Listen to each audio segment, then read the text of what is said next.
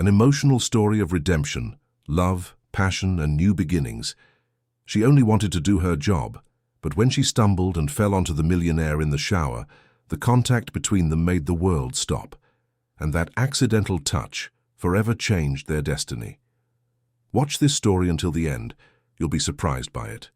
If you like stories of love, romance, subscribe to this channel, leave your comment. Every day we post videos like this. Continuing. The rain beat against the windows of the mansion in Hampstead with an insistence that seemed to echo the emptiness inhabiting those luxurious rooms. Marina Smith adjusted the strap of her worn bag on her shoulder and took a deep breath before ringing the doorbell. It was 6 o'clock sharp, as it was every weekday for the past 2 years. The routine had become her refuge, something predictable amidst the constant uncertainty that was her life. At 24, Marina carried the weight of supporting an entire family. Her mother, Constance, suffered from rheumatoid arthritis and could no longer work as a seamstress. Her father, John, had lost his construction job during the pandemic and at 58 found that starting over wasn't as simple as experience promised. Her grandmother, Rose, 82, needed expensive medications that the NHS did not provide. And then there were the bills for their small house in the East End, where the four lived cramped but united. Marina knew she couldn't complain. The salary she received as a housekeeper at the Adams mansion was generous compared to what other families offered. £2,500, a signed contract, travel allowance, and a basic food basket at the end of the month. Edward Adams, her employer, was a fair man, though distant. He never delayed payment, never made absurd demands, never treated her with contempt as some of her friends reported about their own jobs. But there was something in the house that always left her with a tightness in her chest. It was as if the walls held a deep sadness, a grief that refused to heal. Edward had lost his wife 3 years earlier in a car accident that the entire neighborhood still whispered about. Since then, he had become an elegant shadow wandering the corridors, always impeccably dressed, always polite, always absent. Lucy, the housekeeper who had trained her before retiring, had told her some details about the times before the tragedy. "It was a house full of life, my dear," she would say with teary eyes. Mrs. Helen laughed loudly, hosted friends for tea, organized dinners. Dr. Edward smiled more in one day than he smiles now in a whole year. Marina had never met Helen, but she felt her presence in every room. Portraits were still scattered throughout the house, an elegant woman with wavy brown hair and a warm smile. Edward never mentioned his late wife, but Marina noticed how he averted his gaze every time he passed one of the photographs. On that rainy Tuesday morning, Marina followed her usual routine. She cleaned the kitchen, organized the living room, and vacuumed the downstairs carpets. Edward had left early, as always, for the construction company office he managed in central London. The house remained in an almost solemn silence, broken only by the sound of the rain and Marina's own footsteps echoing on the marble. Around 10 o'clock, Marina remembered she needed to organize the library on the second floor. It was a task she had been postponing for weeks, as Edward rarely went upstairs. That area seemed to be sacred, untouchable territory, where Helen's memory remained more alive than anywhere else. The library was a spacious room with mahogany bookshelves from floor to ceiling and a large window overlooking the garden. Books on architecture, romance, poetry, and philosophy mingled in an organization that only Helen had understood. Marina began dusting the shelves, taking care not to disturb the order of the volumes. It was when she reached the highest shelf that everything changed. Stretching on her tiptoes to reach a crystal vase that had accumulated dust, Marina lost her balance. In a desperate impulse to support herself, her hand found a wooden box on top of the shelf. The box tumbled down, opening in midair and scattering dozens of photographs across the hardwood floor. The noise was deafening in that silence. Marina fell to her knees, mortified, trying to collect the photos as quickly as possible. They were intimate images of Edward and Helen, trips, romantic dinners, everyday moments that captured the genuine happiness of a loving couple. Some photos showed Helen pregnant, with protective hands over her belly. Marina felt her heart clench as she realized they had lost not only a wife, but also a child, who had never been born.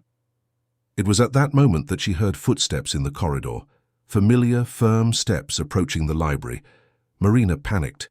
Edward had returned early, and she was there, amidst his most precious memories scattered across the floor like the wreckage of an emotional shipwreck. "Marina?"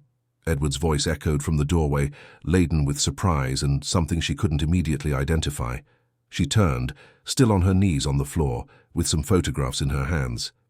"Mr. Adams, I'm so sorry. I was cleaning and the box fell. I didn't mean to. I wasn't supposed to be touching your things." Edward stood in the doorway for a long moment. Marina expected shouting, dismissal, any reaction that would demonstrate the transgression she had committed. But he just took a deep breath and entered the library, closing the door behind him. "Don't worry," he said, his voice softer than Marina expected. "Accidents happen." Edward approached slowly and knelt beside her.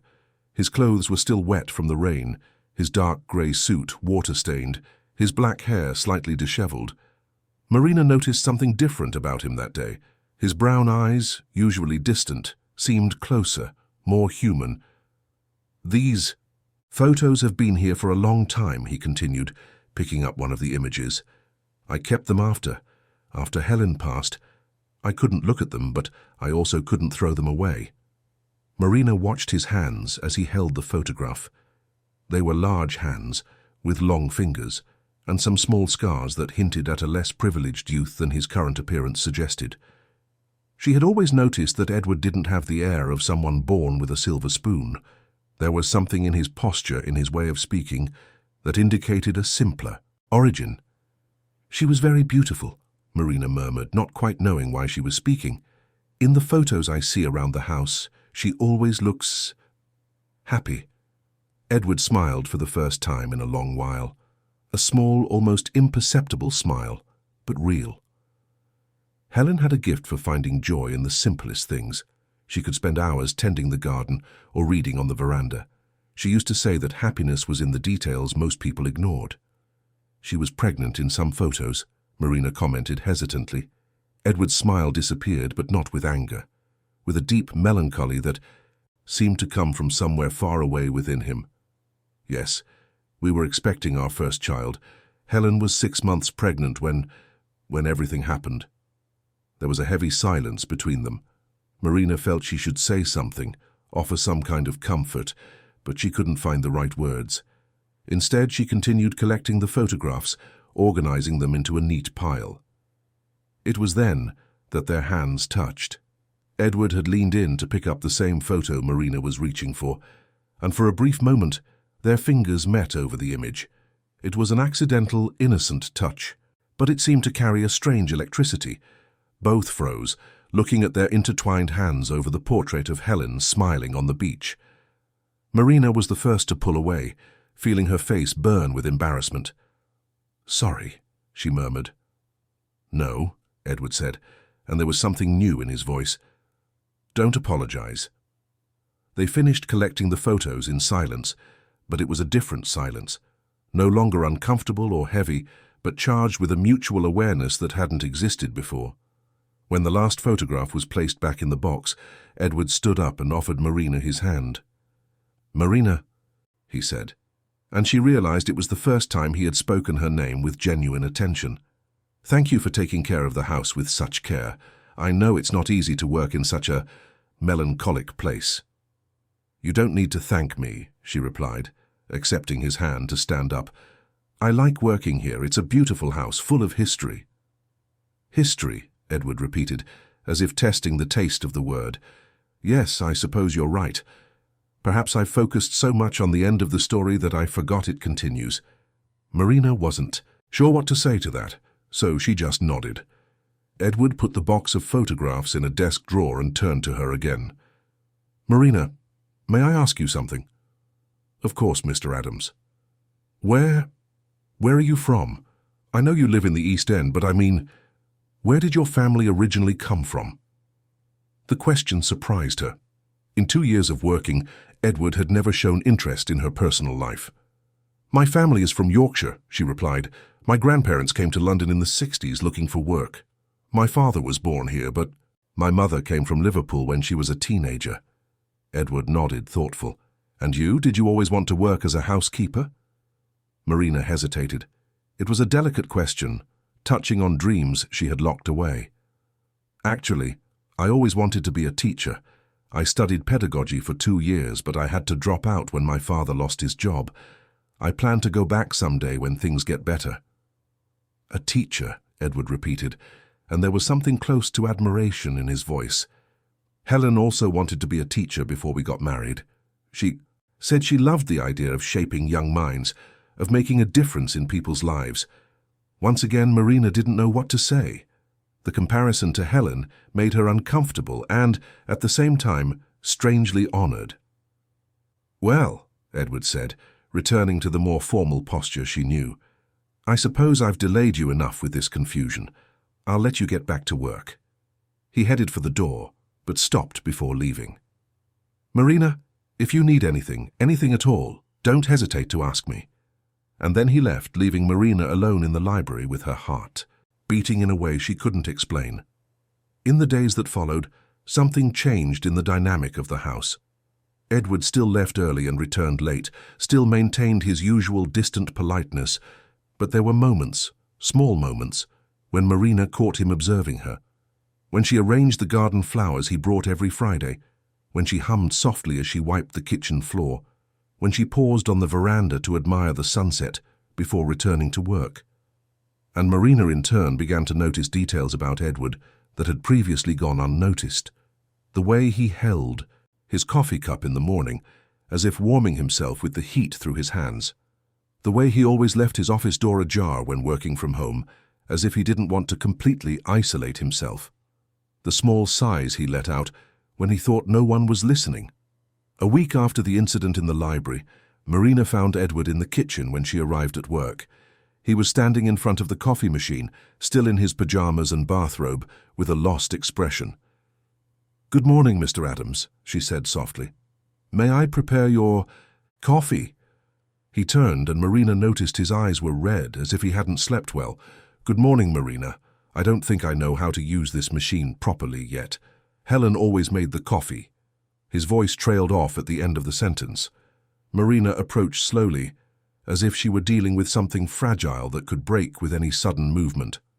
"My grandmother always said coffee is like affection," she said, starting to operate the machine. "It has to be made with patience and attention. There's no point in rushing." Edward leaned against the marble counter and watched her prepare the coffee. "Does your grandmother live with you?" "Yes, she does. She raised my mother and has always been the matriarch of the family. At 82, she still gives advice to everyone and sews like no other." "It must be nice to have such a close-knit family," Edward commented, and there was a melancholy in his voice that made Marina's heart ache. "Don't you have family here in London?" "I have my parents. They live in a gated community nearby. But since Helen died, I don't think they quite know how to deal with me. They try to help, but sometimes their presence only reinforces what I've lost." Marina poured the coffee into a white porcelain cup and placed it in front of him. "Would you like a piece of advice from my grandmother?" Edward raised his eyebrows, curious. "She always says that shared pain is diminished pain, and shared joy is multiplied joy. Perhaps your parents just want to share some of the burden you carry." Edward took a sip of coffee and closed his eyes, as if savoring not just the drink but Marina's words. "It's perfect," he said, "the coffee. It's exactly how Helen used to make it." Marina smiled. "Grandma Rose's secret." "Grandma Rose," Edward repeated, and for the first time in a long while, Marina saw something close to a genuine smile play on his lips. At that moment, something crystallized between them. It wasn't love yet. It was too early and too complex for that. But it was the recognition that two lonely people had found, in each other, a kind of silent understanding that they both desperately needed. The following weeks brought a subtle but noticeable change in the mansion's routine. Edward began arriving home earlier, always with a plausible excuse, a cancelled meeting, a client who rescheduled, documents he could review at home. Marina noticed but didn't comment. There was something comforting in his presence, even when they were in separate rooms, each absorbed in their tasks. It was on a Thursday afternoon, as Marina watered the orchids on the veranda, that Edward approached her for the first time on his own initiative without a specific work-related reason. "Marina," he said, and she turned, holding the watering can in her hands. "May I ask you a personal question?" "Of course, Mr. Adams." "Are you happy?" The question caught her completely off guard. Marina blinked a few times, trying to process not only what he had asked, but the tone in which he asked it. There was a vulnerability there that she had never perceived. "It's a difficult question," she replied honestly. "I think I'm grateful to have work, to be able to help my family. But happy? I don't know if I even know what that is anymore." Edward moved closer, leaning against the veranda railing. From there, they could see the entire expanse of the garden that Helen had designed, a mix of British and European plants that created a unique, almost magical atmosphere. "Helen planted every one of these flowers," he said, following Marina's gaze. "She used to say that a garden was like life. It needed constant care, but it always held surprises. Some plants died without explanation, others sprouted where you least expected them." "The garden is beautiful," Marina commented. "I try to care for it as I imagine she would." "And you succeed." "Sometimes I look out the office window and see you here, tending to her plants with such care. It's as if she's still present in some way." There was something in Edward's voice that made Marina shiver. It wasn't exactly melancholy, but something more complex, a mixture of gratitude, confusion, and perhaps even guilt. "Mr. Adams," she said softly, "may I say something?" He nodded.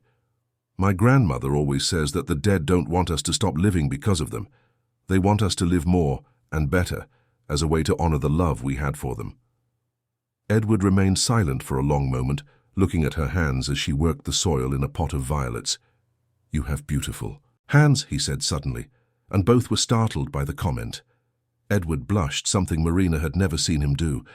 "Sorry, I don't know why I said that."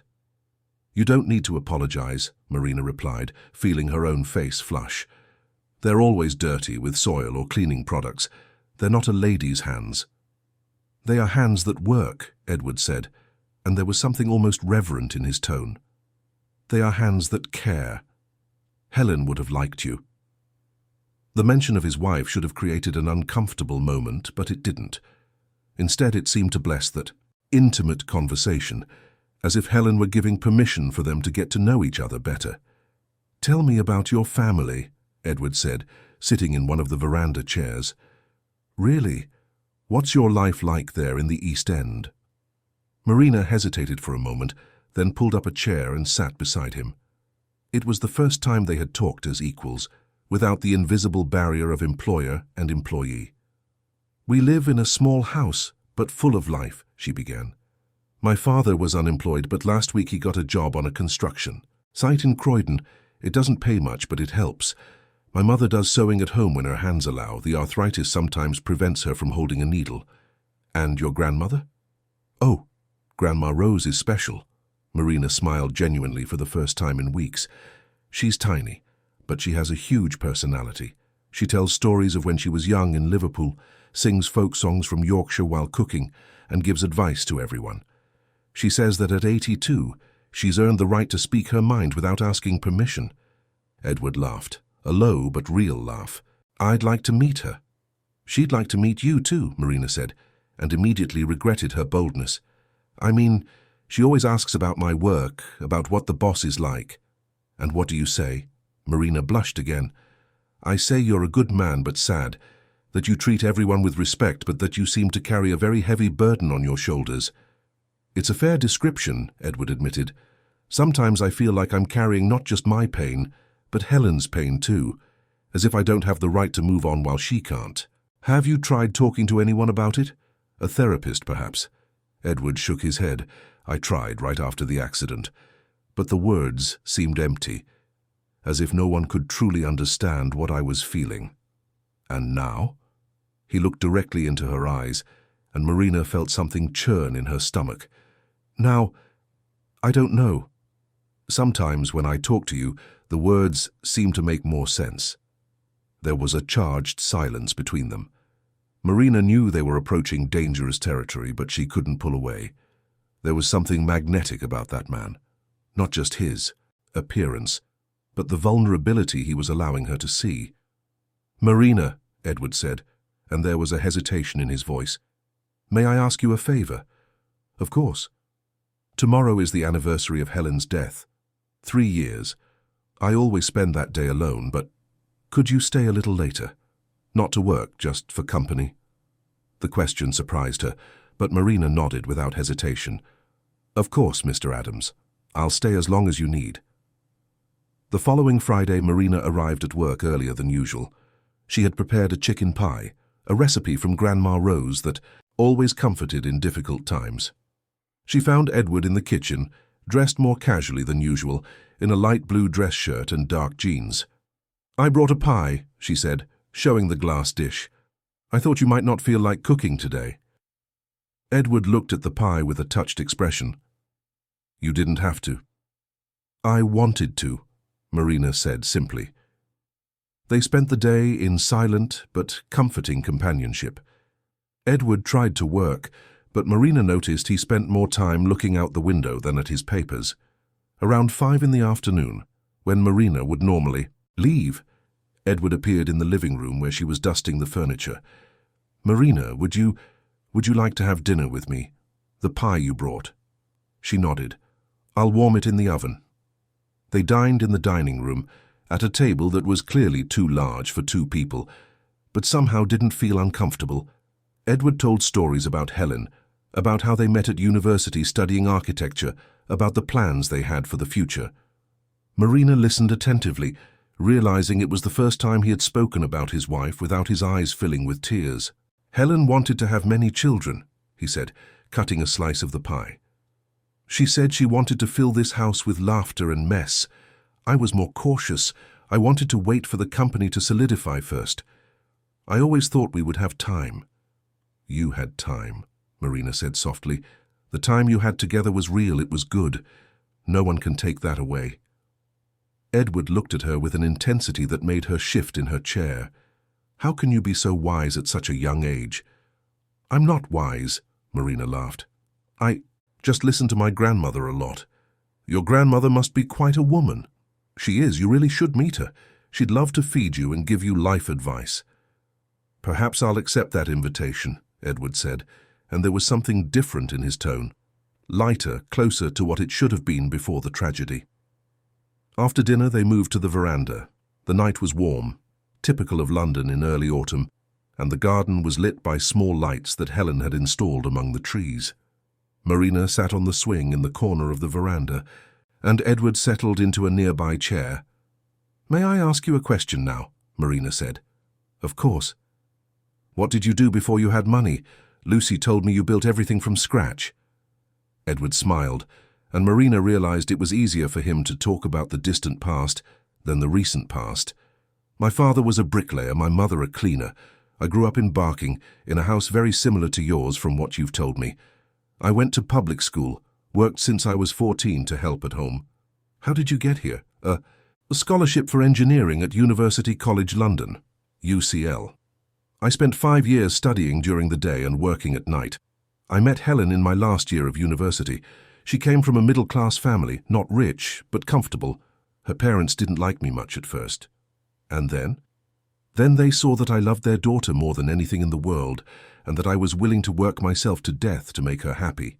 I think that won them over." Marina nodded, now better understanding the mix of elegance and simplicity she had always perceived in Edward. "Helen was lucky to find someone like that." "No," Edward said, looking directly at her. "I was the lucky one." There was a moment of silence in which Marina felt something definitively change between them. Edward got up from his chair and came to sit on the swing beside her. The furniture swayed slightly with the added weight, bringing them closer. "Marina," he said, and his voice was different. Lower, more intimate. "I need to tell you something." "What is it?" "In the last few weeks you've become important to me, in a way I didn't expect, and it confuses me greatly." Marina's heart raced. "Mr. Adams, please just call me Edward, at least today." "Edward," she repeated, and the name sounded strange and yet natural coming from her mouth. "You don't need to feel confused. It's normal to need company, someone to talk to." "It's not just that," he said, turning to face her on the swing. "It's you, Marina. The way you care for things, the way you talk about life, the way you remind me that there is goodness in the world." Marina felt her eyes fill with tears. "Edward, you're being too kind." "I'm not being kind, I'm being honest." He raised his hand and hesitantly touched her face. "You're beautiful, Marina, beautiful inside and out, and I don't know how to deal with what I'm feeling anymore." "What are you feeling?" Edward moved a little closer. Marina could smell his cologne mixed with the scent of the garden flowers. "I'm feeling that perhaps it's possible to be happy again, and that terrifies me." "Why does it terrify you?" "Because it means Helen is truly gone. Because it means I'm ready to move on, and that feels like a betrayal." Marina placed her hand over his, which was still on her face. "Edward, love is not betrayal, love is continuation." Something broke in his eyes at that moment. A barrier he had so carefully built for 3 years simply collapsed. He leaned towards her, and Marina didn't pull away. The first kiss was hesitant, almost shy. Edward was clearly out of practice, and Marina didn't have much experience to begin with. But there was something pure in that moment, something that transcended technique or experience. It was the meeting of two solitudes that recognized in each other the possibility of no longer being alone. When they parted, both were breathing irregularly. Edward rested his forehead on hers, closing his eyes. "Marina," he whispered, "what are we doing?" "I don't know," she replied honestly, "but it doesn't feel wrong." "It should feel wrong," he said, but he didn't pull away. "You work for me. You're 10 years younger than me. You deserve someone better." "Let me decide what I deserve," Marina said, with a firmness that surprised her. Edward opened his eyes and looked at her with an intensity that made her shiver. "Are you sure?" In response, Marina leaned in and kissed him again. This time the kiss was deeper, more decisive. Edward pulled her closer, and she let herself be enveloped by his arms, feeling safe in a way she hadn't experienced in a long time. They stayed there on the swing for hours, talking in whispers, exchanging innocent caresses, discovering each other in a way that went far beyond the physical. Edward spoke of his fears, of how he woke up every morning with the feeling that he was betraying Helen by continuing to live. Marina spoke of her postponed dreams, of the pressure of being the family's sole support, of how sometimes she felt as if she were living someone else's life. When Marina finally left, it was already past midnight. Edward insisted on calling her an Uber and stood at the door until the car disappeared around the bend in the street. She arrived home floating, but also confused. What had happened that night had changed something fundamental between them, and she didn't quite know how to deal with it. The weekend flew by, and on Monday, Marina arrived at work with a mixture of anxiety and expectation. Edward was in the kitchen, as he had been that morning weeks ago, but this time he knew exactly how to use the coffee machine. "Good morning," he said, and there was something different in his voice, more formal, more distant. "Good morning, Mr. Adams," Marina replied, automatically reverting to the formal address. "Marina, we need to talk." Her heart sank. "Of course. What happened on Friday was a mistake. I shouldn't have taken advantage of a moment of vulnerability. You are my employee, and I crossed a line I shouldn't have." Marina felt as if she had been punched in the stomach. "Edward, please, Marina, let's forget that happened and go back to normal. It's better for all of us." But they didn't go back to normal. How could they? In the following days, Edward returned to leaving early and arriving late, avoiding any unnecessary contact with Marina. When their eyes accidentally met, he immediately looked away. The house returned to its previous heavy silence, but now it was worse, because Marina knew how different it could be. It was on a Thursday, 2 weeks after the kiss, that everything exploded. Marina was cleaning the office when she found Edward sitting in the armchair, his head in his hands. He hadn't heard her enter, and she could see he was crying. "Edward," she said softly. He raised his head, startled, and she could see the despair in his eyes. "Marina, I didn't hear you come in." Are you all right? No, he said simply. I'm not all right. I haven't been all right for 3 years, and I thought maybe I could be, but I can't. I can't. Marina approached slowly, as she had done that first morning in the kitchen. What happened? Today is the wedding anniversary Helen and I would have had, 7 years, and for the first time since her death I almost forgot. I almost forgot because I was thinking about you. The confession fell between them like a bomb. Marina felt her heart race, but also felt a deep pain seeing his suffering. Edward, this isn't your fault. It is, he said, standing up abruptly. It's my fault, because I called Helen that night. She was at home, she was safe, she was happy. But I called her, asked her to meet me at the office because I wanted to give her good news about a new contract. If I hadn't called, she wouldn't have. She left the house. If I hadn't called, she would still be alive. Marina gasped. Finally, he had revealed the real burden he carried. It wasn't just the pain of loss. It was the guilt of feeling responsible for it. Edward, you can't blame yourself for an accident. Yes, I can, he said, and there was an anger in his voice that wasn't directed at her, but at life, at fate, at himself. And that's why I can't move on. That's why I can't be with you, Marina. Because I killed the woman I loved most in the world, and I don't deserve to be happy again. Marina felt tears stream down her face, but not from sadness, from anger. Anger at him for punishing himself this way. Anger at the situation. Anger at the injustice of it all. So you prefer to bury yourself alive, she said, and there was a firmness in her voice that surprised both of them. You prefer to waste your entire life, as if that would bring Helen back. Marina, no, she interrupted. Let me speak. Do you think Helen would be happy knowing you're destroying yourself because of her? That she would want to know you're alone, unhappy, punishing yourself for something that wasn't your fault? Edward remained silent, but Marina could see that her words were penetrating his defenses. I can't stay here watching you destroy yourself, she continued, and I can't stay in a place where I have to hide what I feel. So I'm leaving, Edward. I'm going to find another job, and you can go back to living like a ghost in this house. She turned to leave, but his voice stopped her. Marina, wait. She stopped but didn't turn around. Do you feel something for me? Marina closed her eyes, took a deep breath, and finally turned to face him. I do. I feel a lot, and that's why I can't stay anymore. And then she left, leaving Edward alone in his office, with the weight of her words echoing in the walls that had so long held only silence. Marina resigned on a rainy Friday, exactly like the day everything had begun.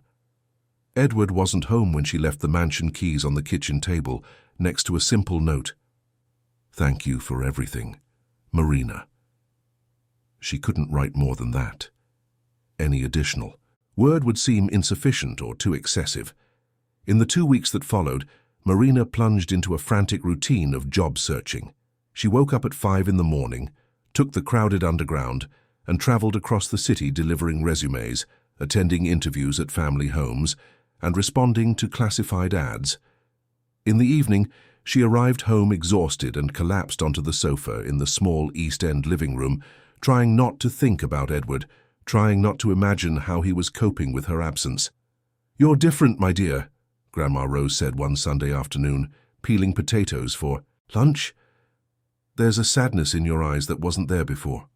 Marina tried to smile, but knew she wasn't convincing anyone. I'm just worried about a job, Grandma. It's not easy to find something that pays well. It's not a job that's making you like this, her grandmother retorted, with that irritating certainty that elders seem to have about the feelings of the young. It's a man. Grandma. You don't have to tell me if you don't want to, Rose continued, placing the potatoes in a pot. But remember that true love doesn't disappear just because we try to forget. It stays there waiting for us to have the courage to face it. Marina didn't answer, but her grandmother's words kept echoing in her head for the rest of the day. Meanwhile, across the city, Edward wandered through the mansion like a ghost, more lost than ever. In the first few days after Marina left, He tried to hire a new housekeeper, but none of the candidates seemed suitable. One left dust in the corners, another didn't know how to care for the orchids, a third was too heavy-handed with the dishes. In truth, Edward knew the problem wasn't with them. The problem was that none of them were Marina. He had tried to return to his old routine, leaving early, arriving late, avoiding being alone at home as much as possible. But her absence was palpable in every room. There was no longer the soft sound of the vacuum cleaner in the morning, nor the aroma of freshly brewed coffee in the kitchen, nor the garden flowers carefully arranged in vases around the house. It was his mother, Mrs. Carroll, who broke the self-destructive cycle Edward had plunged into. "Son, you look awful," she said, invading the mansion on a Tuesday afternoon with her spare key and a pot of chicken soup. "When was the last time you had a decent meal?" Edward was in the office, surrounded by papers he pretended to review, wearing the same clothes as the day before. "Mother, I'm fine. Just a bit busy with work." "Fine, my foot," Mrs. Carroll retorted, with the elegance of someone who had raised a successful son but had never lost her direct way of speaking. "You're exactly how you were after you lost Helen, only worse." "It's not the same thing." "Of course it's not the same thing," she agreed, pulling up a chair and sitting in front of her son. "Helen died. This young woman is alive, and from what I gathered from our conversation a few weeks ago, you're in love with her." Edward looked up from his papers, surprised. "What conversation?" "The conversation where you told me about the housekeeper who took such loving care of the house, who made coffee just like Helen used to, who had a close-knit family and a wise grandmother. Son, you talked about her for 2 hours straight without realizing it." Edward leaned back in his chair, running his hands over his face. "Mother, it's complicated." "Love is always complicated," Mrs. Carroll said, "but life is too short to waste a second chance at happiness." "What if I'm betraying Helen's memory?" Mrs. Carroll remained silent for a moment, looking at her son with an expression that mixed sadness and exasperation. "Edward, can I show you something?" She got up and left the office, returning a few minutes later with a small wooden box that Edward immediately recognized. It was the box where Helen kept her jewelry. "Your mother-in-law gave this to me after the funeral," Mrs. Carroll explained. "She said there were some things Helen wanted me to keep for you, but that it might be best to wait until you were ready to receive them." Edward looked at the box with a mixture of curiosity and apprehension. "What's in there?" "Let's find out together." Mrs. Carroll slowly opened the box. Inside, besides some pieces of jewelry Edward recognized, there were letters. Several letters, handwritten on perfumed paper, in the delicate script he knew so well. "She wrote letters?" Edward asked. "To you," his mother replied, "to be delivered on special occasions. Look." She showed him the envelopes, each marked with a specific date or occasion. "To be opened on my 30th birthday. To be read when you retire. To Edward, if something happens to me." The last envelope made Edward's heart stop. Mrs. Carroll handed it to him with trembling hands. "I think it's time to read this one." Edward took the envelope with hands that trembled as much as his mother's. He carefully tore the paper and unfolded the 2 sheets written in Helen's hand. He began to read in silence, but soon his mother asked him to read aloud. "My love," he began, his voice choked. "If you are reading this letter, it means something has happened to me and that you are facing the pain of continuing to live without me nearby.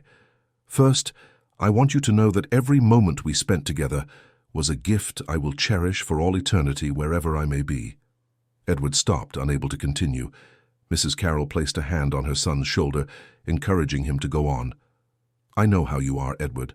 I know you're blaming yourself, punishing yourself, thinking you could have done something different to keep me safe. But you need to understand that's not how love works. True love isn't about total protection.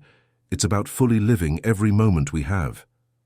Edward's voice faltered again, but he forced himself to continue. "If something happens to me, promise you'll move on. Promise you'll allow yourself to love again, to smile again, to be happy again. Because the greatest proof of love you can give me is not to waste the wonderful life you have ahead of you. I want you to find someone who loves you as I loved you, who cares for you as I tried to care, who makes you laugh as I hope I did." Edward couldn't continue. Tears streamed down his face uncontrollably, but they were different tears from those he had cried over the past 3 years. They weren't tears of guilt or remorse. They were tears of relief. "Finish reading, son," Mrs. Carroll whispered. "Don't look for me in the past. Find me in the future, in the happiness you build, in the smiles you give, in the love you allow into your life. That will be the most beautiful way to honor me. I love you forever, but I also set you free forever. Helen." The silence that followed was broken only by Edward's sobs. Mrs. Carroll hugged him, and for the first time in years, he allowed himself to cry, not out of pain, but out of gratitude. "She was always wiser than all of us," Mrs. Carroll said. "Now tell me, where is this young woman who captured your heart?" Edward raised his head, wiping his face with his hands. "I don't know. She left the house, said she was going to look for another job." "Then go after her." "Mother, it's not that simple." "Yes, it is," she retorted, with the firmness only mothers can have. "You have her address, don't you? Go there, apologize for the idiot you've been, and bring that girl to dinner with us next Sunday." Edward looked at Helen's letter in his hands, then at his mother's determined face. For the first time in 3 years, he felt something akin to hope blooming in his chest. The following Thursday, Edward stood in front of Marina's house in the East End, holding a bouquet of flowers and trying to gather the courage to ring the doorbell. The house was small but well kept, with a small iron gate and a tiny garden where a few plants grew in colourful pots. When he finally rang the doorbell, it was Grandma Rose who answered. She looked him up and down with curiosity, noting his well-cut suit, expensive shoes, and the flowers in his hands. "You must be Edward," she said without preamble. "How do you know?" "Because my granddaughter hasn't stopped sighing since she came back from your job," Rose replied, opening the gate. "Come in, young man. Let's talk."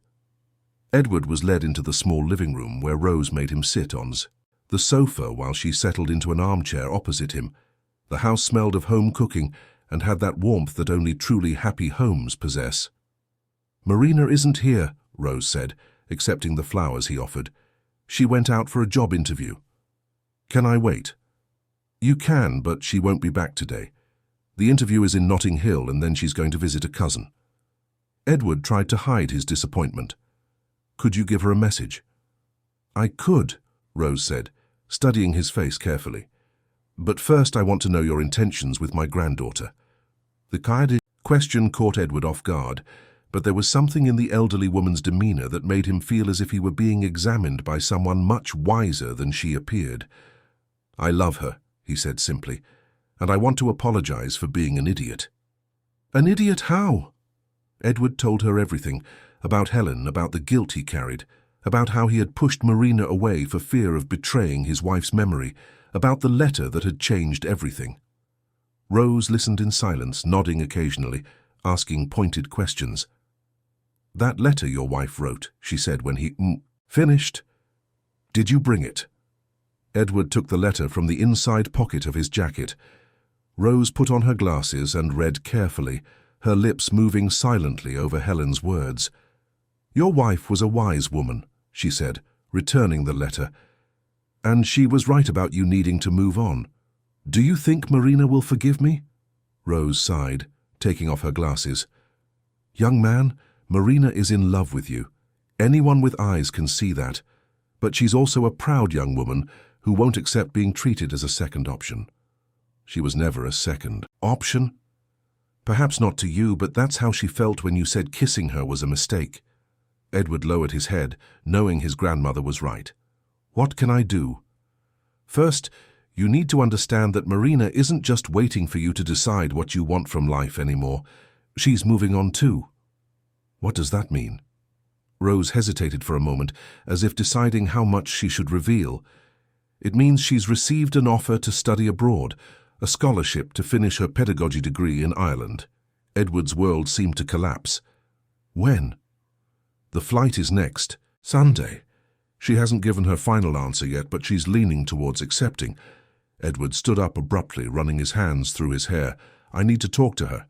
Can you give me her phone number?" "I can, but it won't help," Rose said. "Marina is stubborn as a mule once she makes a decision. If you want to change her mind, you'll have to do something that proves you're serious." Like what?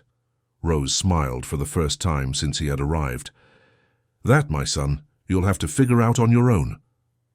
On Friday, Marina was at London City Airport, looking at the scholarship papers spread out on a cafe table, where she had arranged to meet the representative from the Irish University. The woman, Dr. Felicity Stone, was a British national who had moved to Dublin 10 years ago and now coordinated exchange programs. It's a unique opportunity, Marina, she was saying. Trinity College Dublin has one of the best pedagogy courses in Europe, and with this scholarship, you wouldn't have to worry about tuition or housing. Marina nodded, trying to focus on the woman's words, but her mind was elsewhere. Since Edward's visit to her family's house on Thursday, which she had narrowly missed, her heart was in total confusion. Grandma Rose had told her everything: the flowers, the conversation, Helen's letter, and the more Marina thought about it, the more confused she became. "How much time do I have to decide?" she asked. "Sunday's flight is the last one to be able to enroll for the semester that starts next week," Dr. Stone explained. "I know it's short notice, but—" "I accept," Marina said suddenly, surprising herself. Dr. Stone smiled. "Are you sure it's an important decision?" "I'm sure," Marina repeated, though her voice didn't sound very convincing. "I've always dreamed of finishing university, and this is my chance." "Excellent. Then I'll see you Sunday at 8 in the morning here at the airport. The flight leaves at 10. After Dr. Stone left, Marina was left alone in the airport cafe, looking at the papers in her hands. That was it, she was really leaving. She would leave London, leave her family, leave Edward behind, and start a new life on another continent. Why then did she feel as if she was making the biggest mistake of her life? On Saturday, Edward was like a caged lion in the mansion. He had tried calling Marina several times, but she didn't answer. He had gone to her house again, but Mrs. Constance said she had left early and wouldn't be back until late. Even Grandma Rose was being evasive, saying only that Marina was resolving important matters. It was his father, Mr. Robert, who finally found him sitting in the garden at 6 in the evening, looking at the orchids Marina used to water. "Son," he said, sitting beside Edward on the stone bench, "your mother told me about the young woman. She's leaving, Dad. She's going to study in Ireland, and I'm going to lose the chance to say what I need to say." Mr. Robert, who had always been a man of few words, was silent for a moment before speaking. "When I met your mother, she was engaged to another man." Edward looked at his father, surprised. He had never heard that story. "It was an arranged marriage by the families. I was just the bricklayer renovating the house where she lived. But we fell in love." "What did you do?" "I went to the church on her wedding day," Mr. Robert said simply.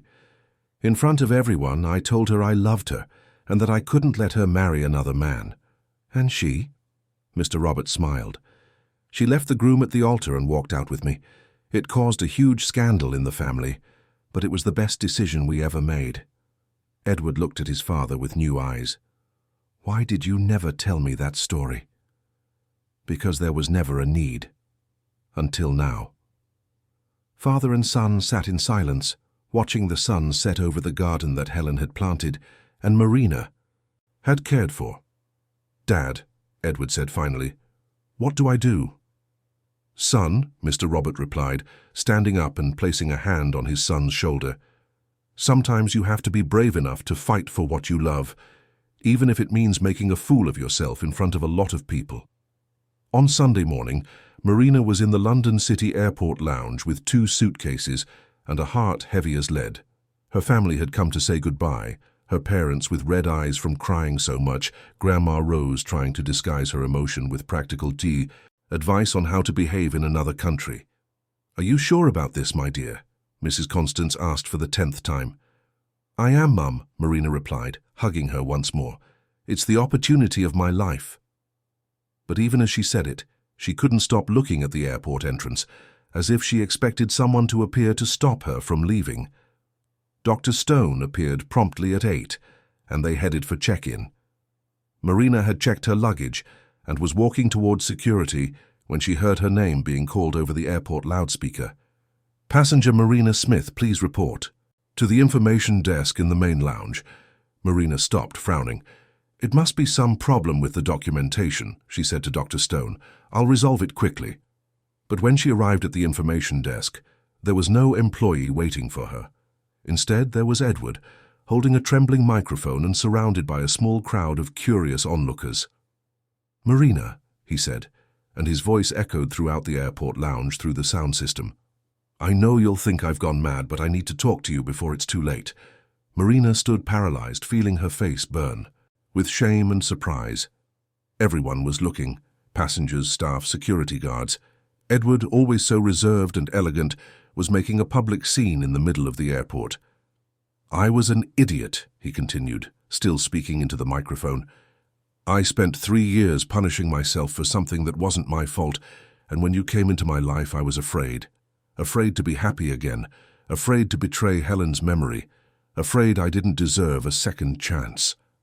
Marina began to approach, mesmerized by the vulnerability in his voice. "But Helen left me a letter," Edward said, pulling the paper from his pocket.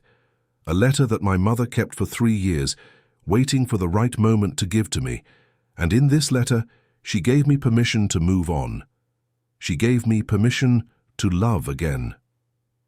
He unfolded the letter and began to read the most important passages. His voice choked with emotion. When he finished, the entire lounge was silent, with people discreetly wiping their eyes.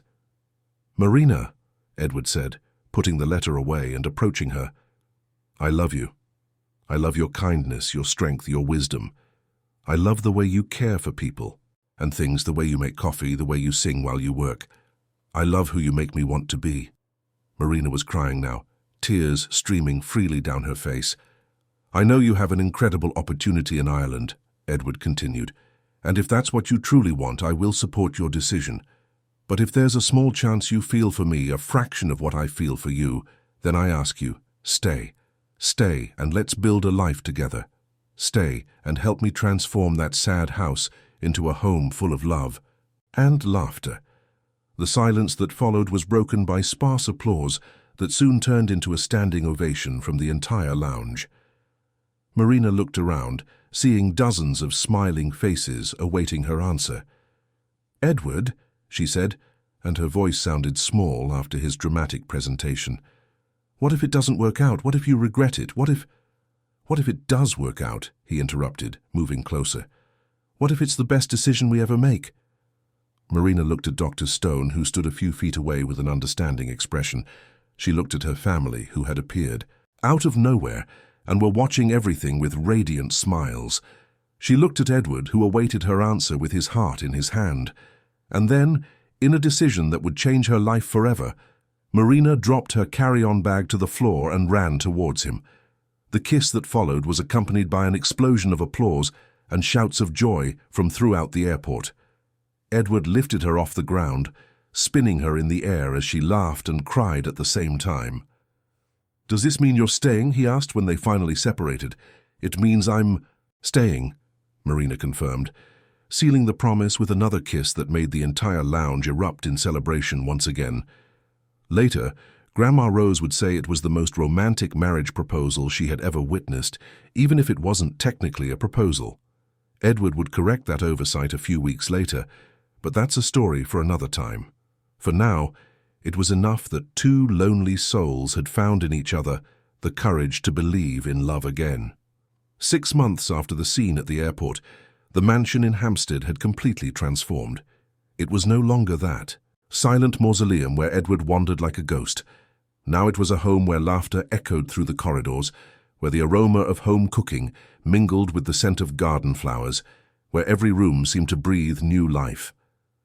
Marina had officially moved into the mansion a month after deciding to stay. At first, she insisted on keeping the maid's room, but Edward wouldn't accept it. "You're no longer my employee," he said, showing her the master bedroom. "You are the woman I love, and this is our home." The adaptation process was not without its challenges.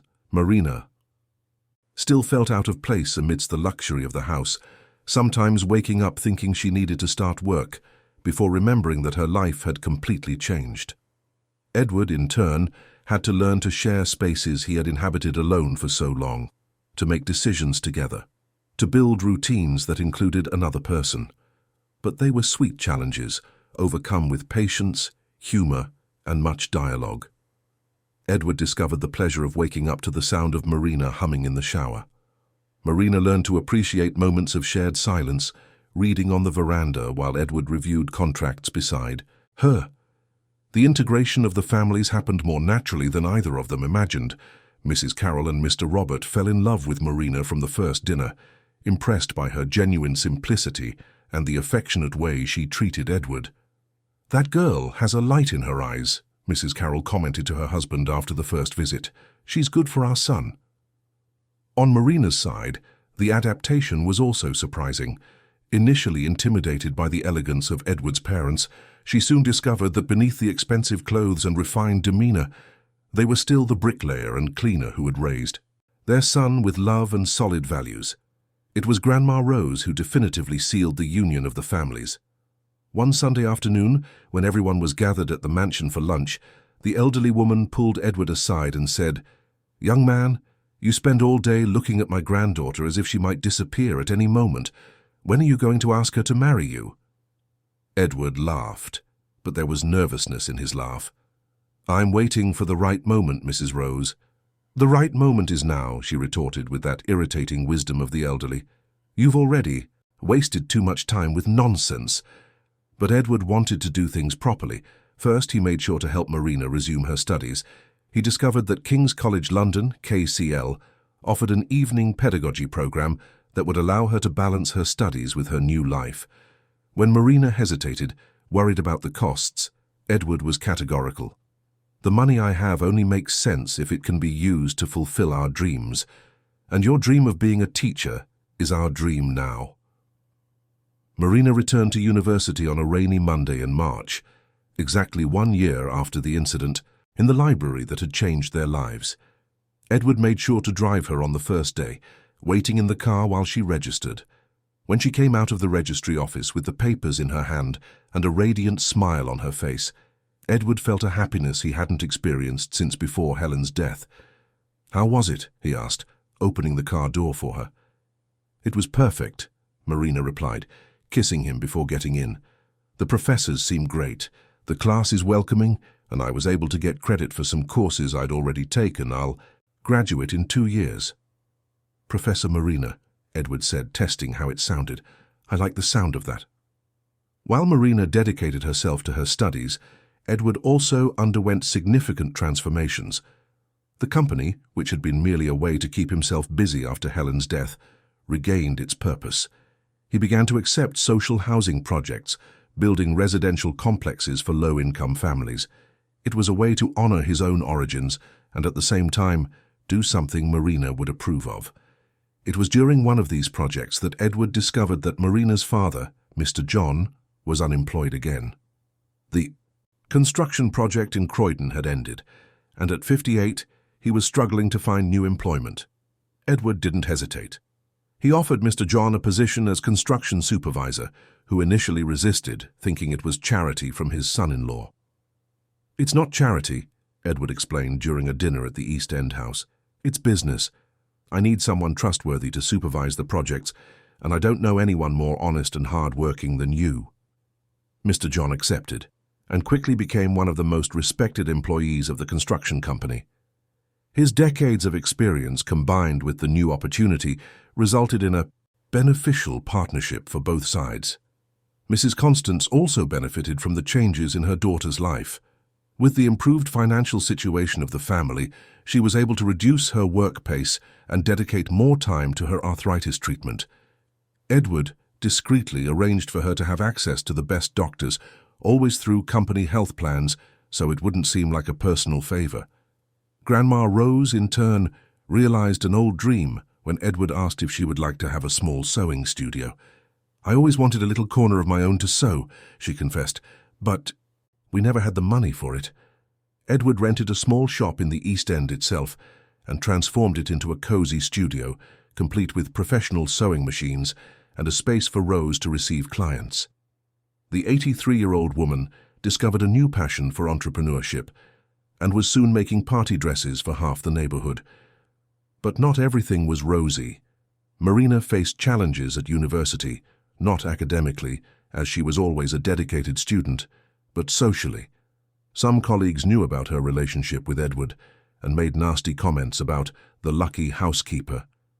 Marina came home some nights visibly, shaken by the gossip. "Let them talk," Edward would say, hugging her on the living room sofa. "The opinion of people who don't know you doesn't define who you are." "I know," Marina sighed, "but sometimes it gets tiring, you know, having to constantly prove that I deserve to be here." It was during one of these conversations that Edward had an idea. What if we formalized our union? Not to silence others, but to celebrate what we've built together. Marina looked at him in surprise. "Are you asking me to marry you?" "No," Edward laughed. "This was just a rehearsal. The official proposal will be much better." And it was. Edward planned everything with the meticulousness of an architectural project. First, he spoke with Marina's parents and grandmother, asking for the family's blessing. Then he chose the location, the mansion garden on the same bench where they had first talked after the incident in the library. Helen was also present in the planning. Edward visited her grave one Thursday afternoon, bringing white flowers and a handwritten letter. "Helen," he said, sitting on the grass beside the headstone, "I know you always knew this day would come. The letter you left me was clear about that. But even so, I wanted to talk to you before taking this step." He told her about Marina, about how she had brought light back into his life, about how he had learned to love again without forgetting the love they had. "She's not trying to replace you," he explained. "She's helping me build something new, keeping you always in my heart." When he finished speaking, Edward felt a profound peace, as if Helen had truly given her blessing for what was to come. The proposal happened on a Friday in May, exactly 2 years after their first kiss on the veranda swing. Edward had arranged with Marina's family for everyone to be present, strategically hidden around the house. Marina arrived from university tired, complaining about a difficult educational psychology exam. Edward was waiting for her in the garden with a table set for 2, candles lit, and a guitarist playing discreetly behind the trees. "Edward, what is all this?" she asked, still holding her books. "Dinner to celebrate the end of your exams," he said, helping her to sit down. "I thought you deserved something special." They dined, talking about plans for the July holidays, about the progress of the construction company's projects, about Grandma Rose's latest gossip from the studio. Edward was nervous, but Marina didn't notice. She attributed his anxiety to work fatigue. After dessert, chocolate trifle, Marina's favorite, Edward stood up and offered her his hand. "Would you like to take a walk in the garden?"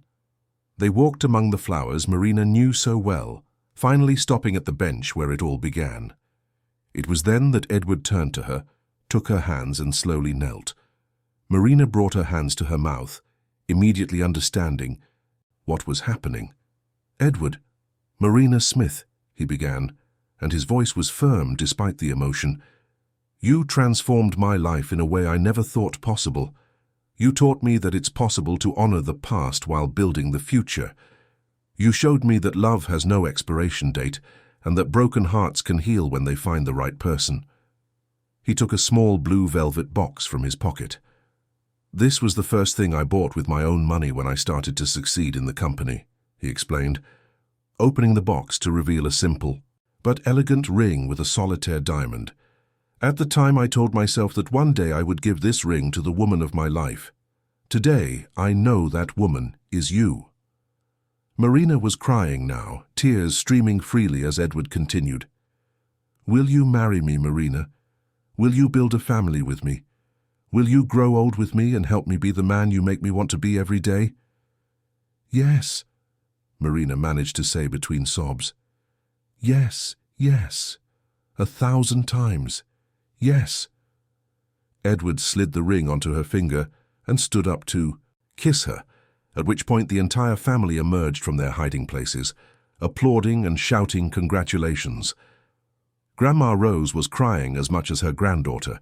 Mrs. Carroll had a radiant smile, and even Mr. Robert, always reserved, was visibly moved.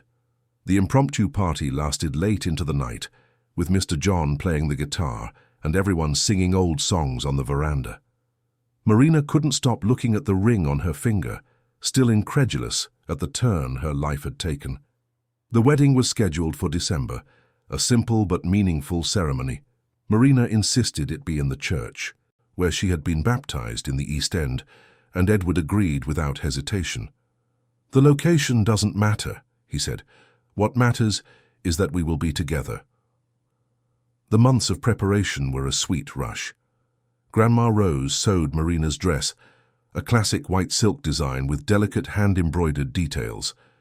Mrs. Carroll and Mrs. Constance joined forces to organize the decoration, creating simple but elegant arrangements with flowers from the mansion's own garden. Edward made sure the wedding was a celebration of union, not just between him and Marina, but between the two families. He hired a caterer that served both sophisticated dishes and traditional Yorkshire foods that Marina's family loved. The eve of the wedding was marked by an intimate conversation between Edward and Marina on the mansion's veranda. They had decided to spend the night apart, following tradition, so Marina had slept at her family's house in the East End. "Are you nervous?" Edward asked, holding her hand. "Nervous and happy," Marina replied. "Sometimes I still can't believe all of this is happening." "Believe it," Edward said, kissing her forehead, "and it will be even more beautiful than we imagined." The wedding day dawned sunny, typical of December in London. Marina woke up early at her family's house, surrounded by her mother, grandmother, and cousins who had come from Yorkshire, especially for the occasion. "You look beautiful, my daughter," Mrs. Constance said, helping Marina put on the dress that Grandma Rose had sewn with so much care.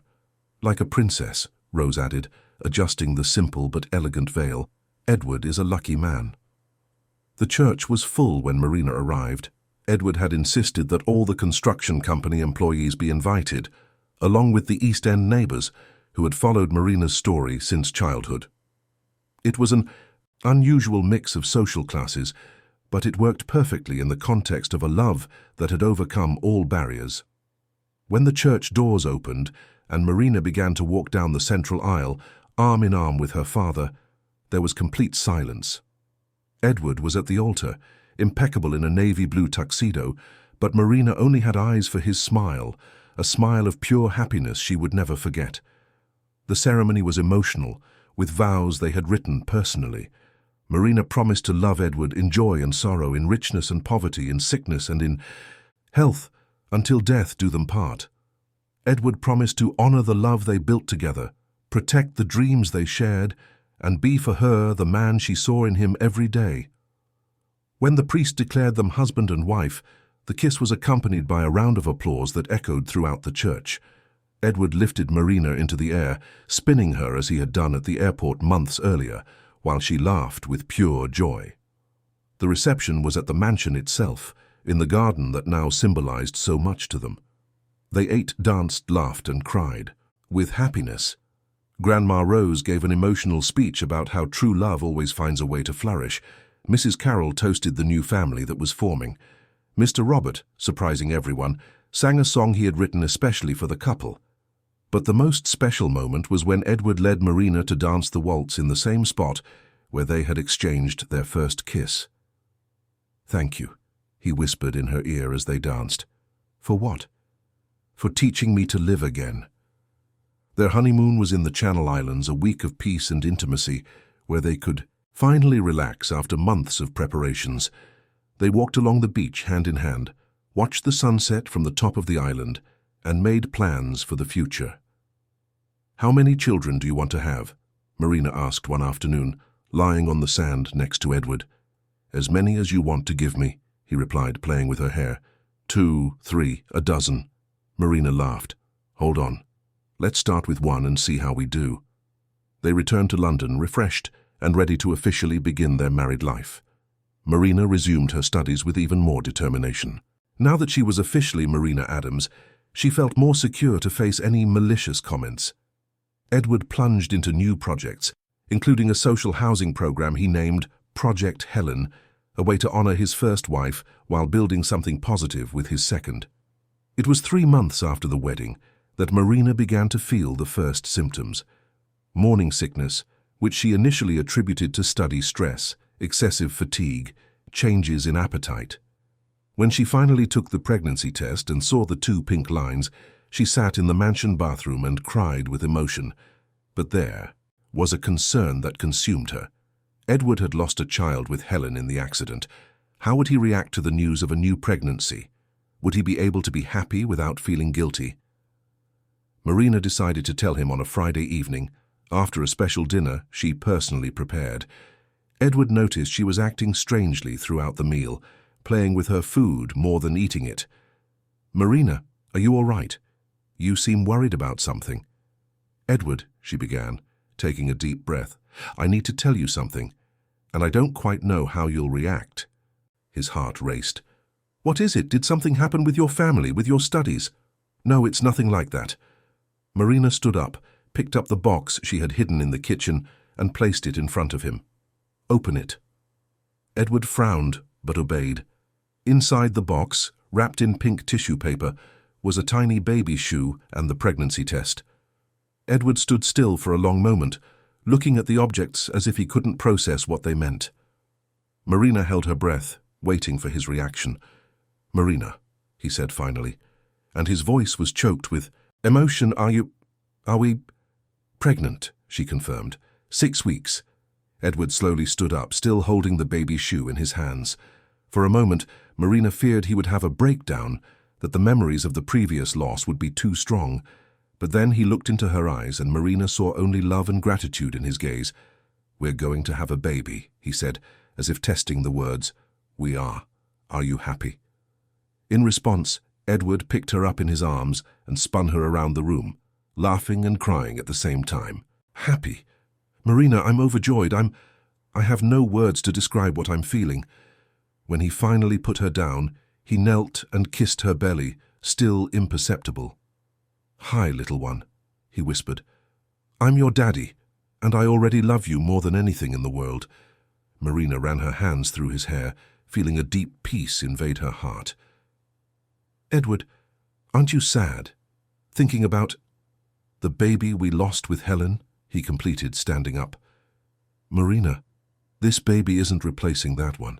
Every love is unique, every life is unique. I'm honoring the memory of the child, who didn't get to be born, by celebrating the life of the child who is arriving." In the months that followed, Edward proved to be a dedicated and loving future father. He attended all medical appointments, read books on pregnancy and child development, and prepared the baby's room with the same care with which he planned his architectural projects. Marina finished her university semester before her belly became too noticeable, with plans to return after the baby's birth. Edward hired the best nannies and was determined to give her all the necessary support to realize her dream of becoming a teacher. The pregnancy progressed without complications. Marina became even more radiant with each passing month, and Edward never tired of contemplating the changes in his wife's body. They talked to the baby every night, made plans for how they would raise him or her, and chose names for both a boy and a girl. It was Grandma Rose who had the last word on the name. "If it's a girl, it has to be Helen," she declared during a Sunday lunch. "It's a way to honor the one who brought you two together." Edward and Marina exchanged glances, touched by the suggestion. "And if it's a boy?" Marina asked. "John Robert," Edward said without hesitation. "John for your father, Robert for mine." In the end, Helen John was born, a girl who came into the world on a September morning with her father's dark eyes and her mother's sweet smile. Edward cried when he held her for the first time, not out of sadness, but out of a joy so profound that it seemed to overflow from every pore. "Look, Helen," he whispered to his daughter, "you will grow up in a house full of love. You will, a mother who is the strongest and most generous person I know, grandparents who will spoil you endlessly, and a great-grandmother who will teach you to be brave." Marina watched from the hospital bed, exhausted but radiant. Looking at Edward with their daughter in his arms, she remembered the words Grandma Rose had said the day they met. "Fate chooses the most improbable encounters to teach us that, even after an end, there is always a new beginning waiting to flourish." And indeed, as Edward kissed his daughter's tiny forehead, and Marina smiled with tears of happiness in her eyes, it seemed that all the pains of the past had served only to prepare them for that perfect moment. The moment when two souls who met in the midst of a storm discovered that true love not only survives adversity, but becomes even stronger because of it. Helen John would grow up knowing that she was born not only from the love between her parents, but also from the blessing of a woman who left too soon, but who left behind the certainty that love never dies. It only transforms into new ways of flourishing.